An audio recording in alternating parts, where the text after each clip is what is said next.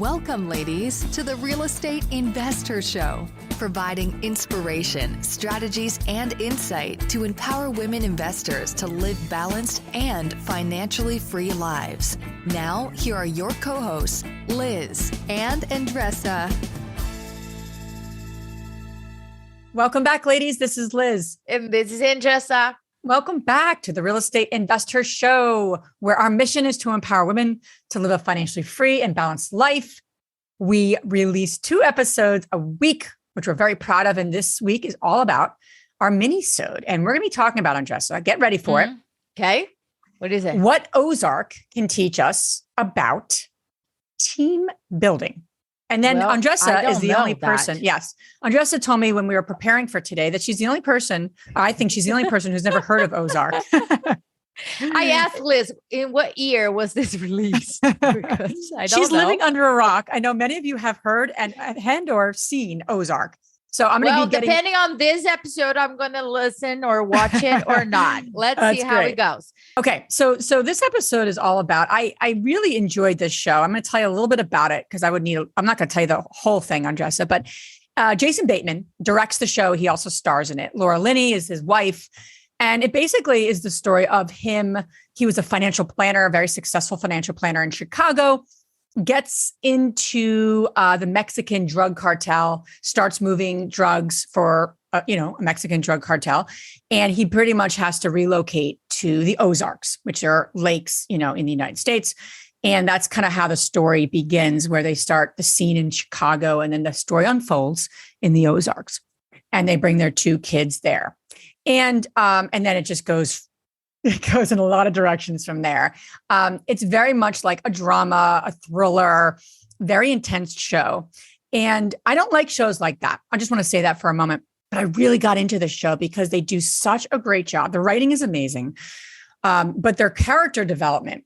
And it's like The Sopranos. Have you seen The Sopranos, Andressa? Have we heard of The Sopranos? Let's start there. Yes. Okay, good. All right.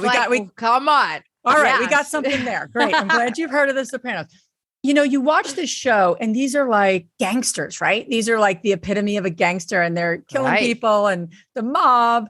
And I live in South Philly. I know. You got it. But you watch these characters unfold and you see the humanness of these characters and you see what they struggle with.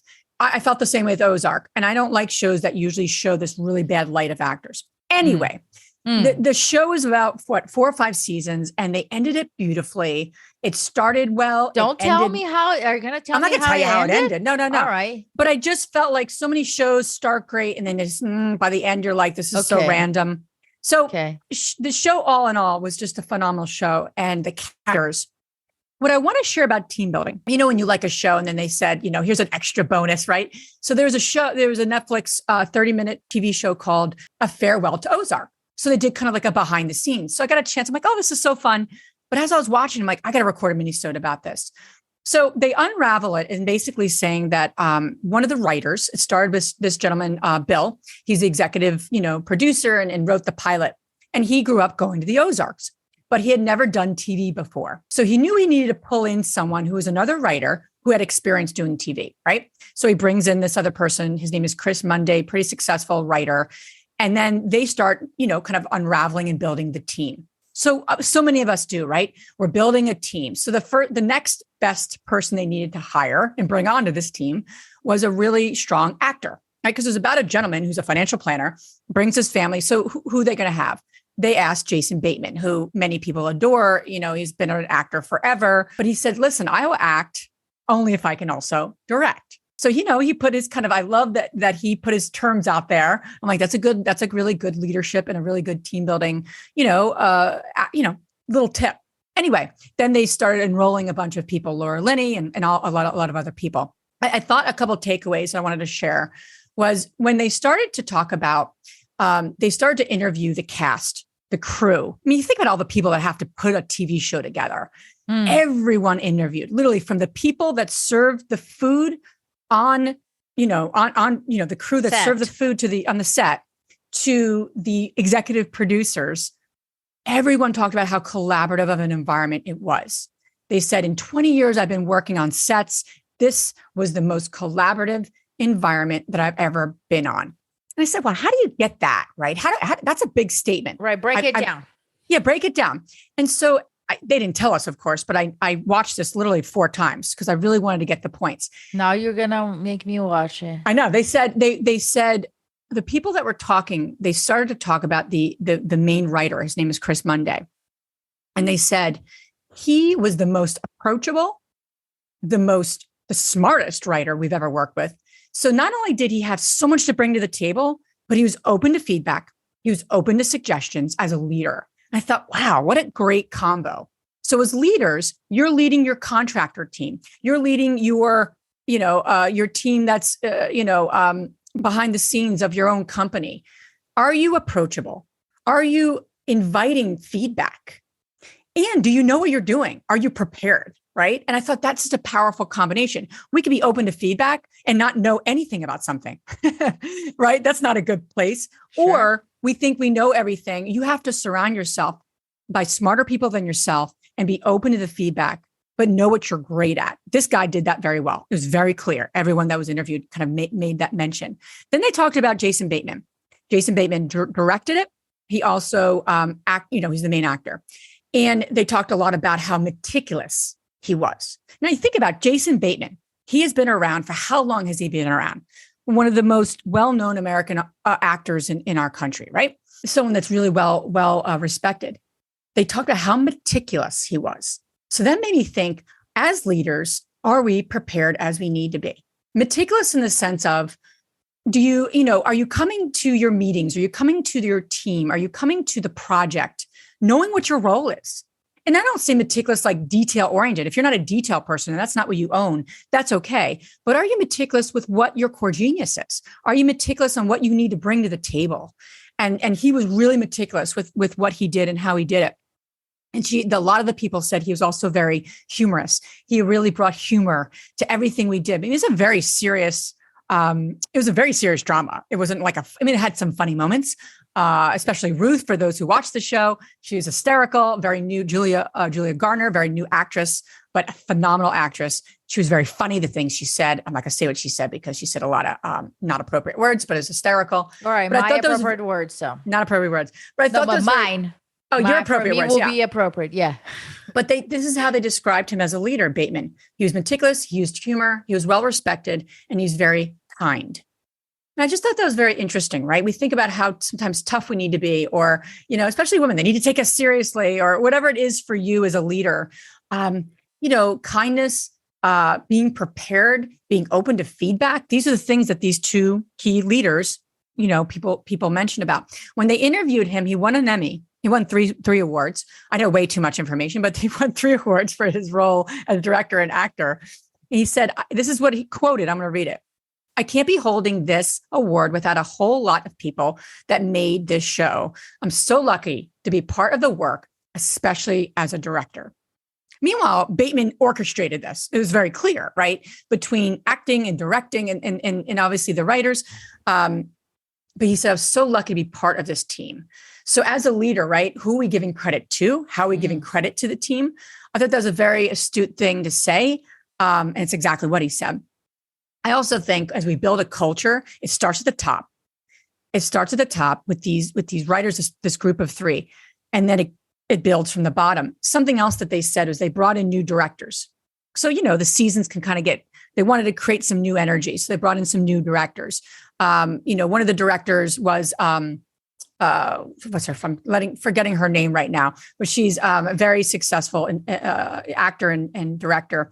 And they interviewed her and said, how was it like bringing your expertise onto the show as a being part of the team? Because this was a very well-run machine. And she said, I watched the existing seasons 41 million times. She's like, no, I didn't actually watch it 41 million times, but I came prepared. So I studied it. And then they welcomed me with open arms. So as leaders in building a team, build that culture. Starts with you. Are you open to feedback? Are you asking for feedback? Are you meticulous? Are you prepared with what you're doing? However you need to be prepared with your core genius. And are you bringing on some new energy? Because there's always a time and a place to bring on new energy, a new fresh eyes on things, and welcome those people. Because in a really powerful culture, it's like our community, Andressa, what we built with Strive, what we built our community. we want new people to feel welcome. And that's building a culture, that's building a team, that's building a community. And the woman that was being interviewed, the new directors were like, we were so welcomed. Everyone was so open to what we had to say because they were looking for and open to that fresh eyes or a fresh take on something. So, the bottom line is that building a team comes back to leadership. And you're only as good as the leaders as well as the people on that team. And what's so interesting is that if you go into a contract, a construction team, you go into one of your rehabs and you ask one of the folks that's working on your project about you as a leader, what would they say? Because if they have nothing nice to say about you, I think that's actually a problem. Not that they need to know you intimately, but they need to say, oh, they really show up strong, or they come and really help us with X, Y, and Z. Or if you're leading a team, I don't care how involved you are, they need to know you and they need to see you and see your greatness, and also know when something isn't right. And then there's course correction. Of course, that's part of this kind of show like they made. There's tons of course correction, I'm sure. And so that's what I wanted to share. And that's a few thoughts that I wanted to provide. And it's a great show, Andressa. You need to watch Ozark. I will watch it. Now that you're saying that, I will watch it. Give my feedback later on if you guys care about that or not. But I will give it anyway. But when I heard this another day, and I think that's the bottom line truth, that when you're a solopreneur, you have this role, right? That you are involved in many different areas. But as you grow, as you scale, as you build teams, that role disappears. You are the result of your team purely, right? You are as good, you are as successful as your team is. Your role, you're not performing or being judged, or your KPIs are not your own performance anymore whatsoever. So you got to make that decision. If you want to be a solopreneur and have a job for the rest of your life, cool. But if you want to build teams, you've got to do your due diligence, as Liz saying, get prepared, get the skill sets and the people around you to build it, because there's no other way to grow without you really sharpening the leadership skills. So great, Liz. I will watch it. I will watch the extra too. Awesome, ladies. Thank you so much for listening. Let us know what you thought. Share your thoughts about the show as well. Want to hear about it. Ciao. If you enjoyed this podcast and want to receive updates on our next interviews, go to our website, therealestateinvestor.com. There, you can subscribe to our show, become part of our investor community, and get updates on upcoming episodes.